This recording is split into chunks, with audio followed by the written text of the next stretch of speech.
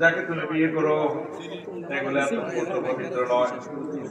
আল্লাহ তাআলা শানে মহাগ্রন্থাল কোরআনে 6টা মেসেজ দিয়েছেন, বান্দা আমি তোমাকে যাদের সাথে বিয়ে করাবো তারা পূত পবিত্র। এরকম অফার কোরআনে কারিমে 4 জায়গা দিয়েছেন আল্লাহ। আজওয়াজুম মুতাহহারা, পূত পবিত্র মহিলা। 4টা আয়াতে আল্লাহ বলেছেন আজওয়াজুমের সিফাত মুতাহহারা নিয়ে এসেছেন, সেখানে আল্লাহ বলছেন আজওয়াজুম মুতাহহারা।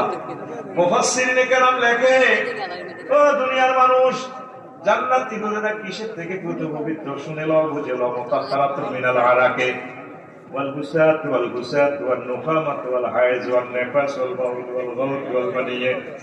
জান্নাতি মহিলারা পেশাব থেকে, পায়খানা থেকে, হায়েজ থেকে, নেফাস থেকে, গান থেকে, শ্লেষ্মা থেকে, কাশ থেকে, তারপরে বীর্যের দুর্গন্ধ থেকে, গাম থেকে পূত পবিত্র। এরকম আয়াত আছে মহাগ্রন্থাল কোরআনে 4টা। কয়টা?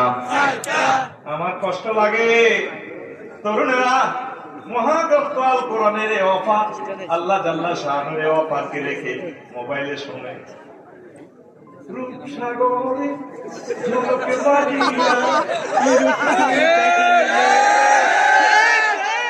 কিসের রূপ? সব আজকাল দরকার ছিল। হুর জান্নাতের ঝলকে মারিয়া পাগল করবে তোমারে, একবার খুলে দেখো রে বন্ধু কোরআনটা পড়ে।